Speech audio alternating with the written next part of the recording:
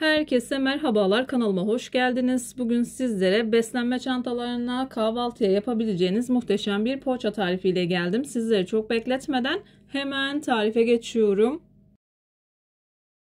Tarifim için ilk olarak yoğurma kabına 1 paket instant maya, 1 yemek kaşığı toz şeker, 1 bardak ılık süt ekliyorum. Kullandığım bardak ölçüsü 250 milimlik bardak ölçüsüdür. Kaşık yardımı ile karıştırıyorum.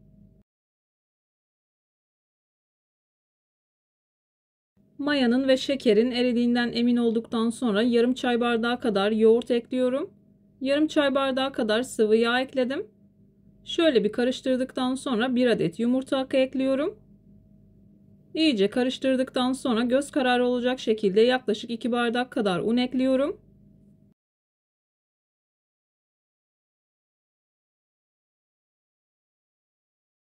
Unun üzerine 1 tatlı kaşığı kadar tuzumu ekledikten sonra yavaş yavaş hamurumu yoğurmaya başlıyorum.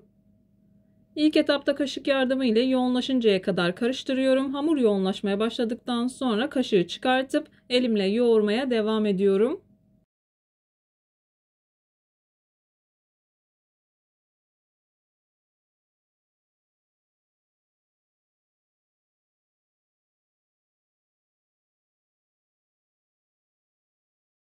Hamurum yoğunlaşmaya başladığı içerisindeki kaşığı çıkartıp 125 gram kadar oda ısısında yumuşamış olan tereyağını ekleyip yoğurmaya devam ediyorum.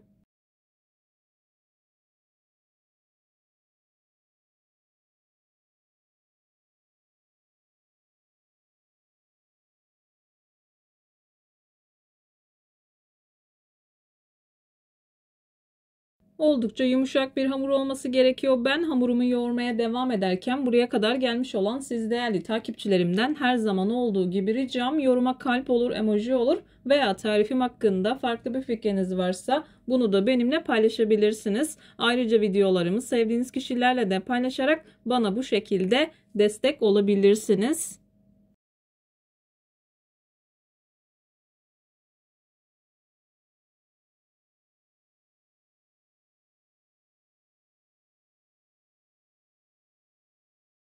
Unu azar azar kontrollü bir şekilde ekleyerek hamurumu yoğurmaya devam ediyorum. Ben toplamda 4 bardak kadar un kullandım. Un için kullandığım bardak 200 milimlik klasik bardaktır. İyice yoğurdum. Üzerini kapatıyorum. Hamur 2 katına çıkıncaya kadar hamurumu mayalandırıyorum.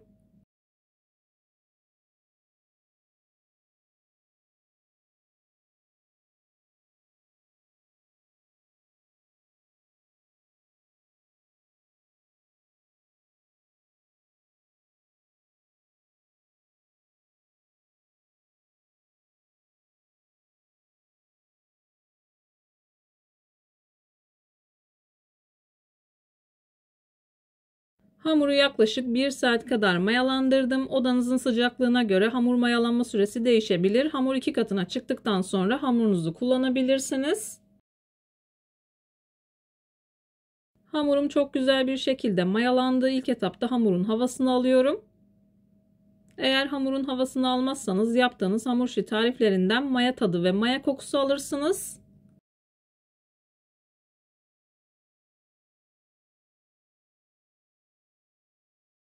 Hamurumu masaya aldım. Toparladıktan sonra hamur kartı ile 10 parçaya bölüp bezelerimi hazırlıyorum. Ben poğaçaları biraz büyükçe hazırladım. Dilerseniz daha küçük poğaçalar hazırlayabilirsiniz.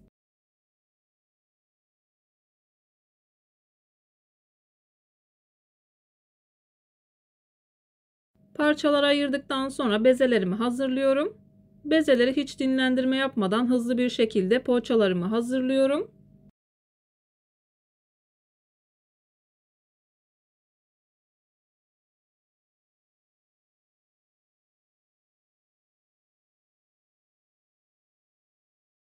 İç malzemesi için ben yağlı köy peyniri kullandım. Dilerseniz kaşar peyniri kullanabilirsiniz veya sade olarak da yapabilirsiniz.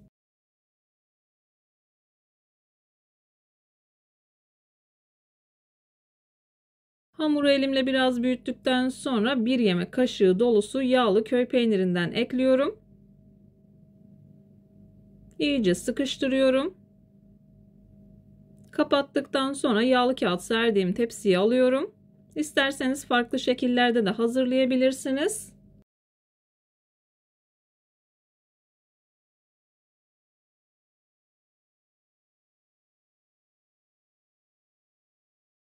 Videolarımda yapmış olduğum tariflerin elimden geldiği kadarıyla püf noktalarını vermeye çalışıyorum ama yine de aklınıza takılan herhangi bir şey olursa yorumlara yazarsanız gördüğüm zaman sizlere dönüş sağlarım. Yine aynı zamanda videonun altındaki açıklama kısmına malzeme listesini tam not olarak ekleyeceğim. Dilerseniz oradan da bakabilirsiniz.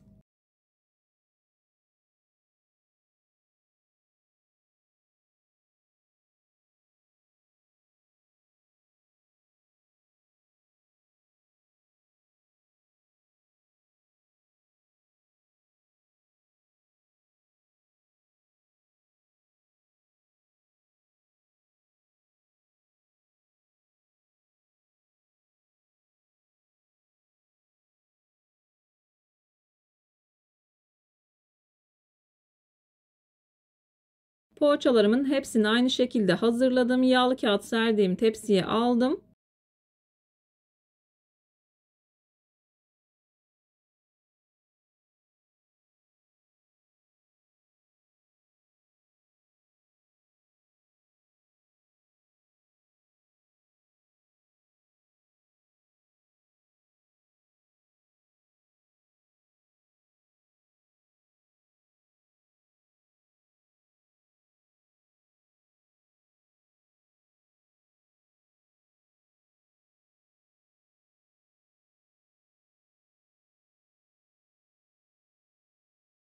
Poğaçaların hepsini hazırladım. Üzerini kapatıyorum. 15 dakika kadar tepsi mayası yaptım. Bir tane yumurta sarısının içerisine 1 tatlı kaşığı kadar süt ekleyip karıştırdım. Kabaran poğaçaların üzerine dikkatli bir şekilde sürüyorum.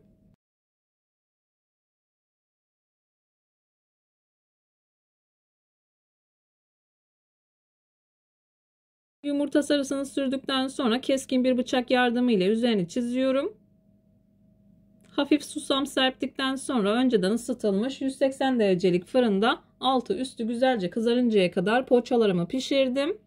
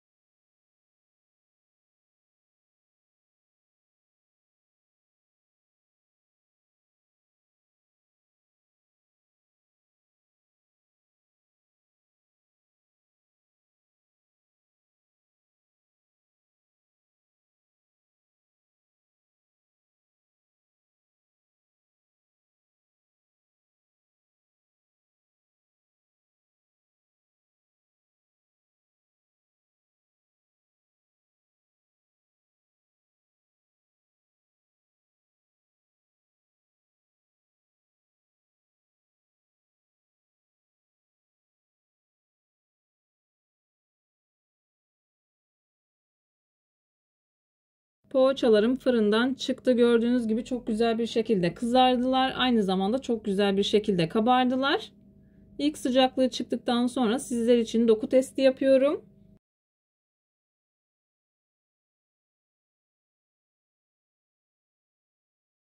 Yumuşacık, pamuk gibi oldular. Bana güvenerek tarifi deneyebilirsiniz. Tarifi denedikten sonra o değerli yorumlarınızı mutlaka bekliyorum.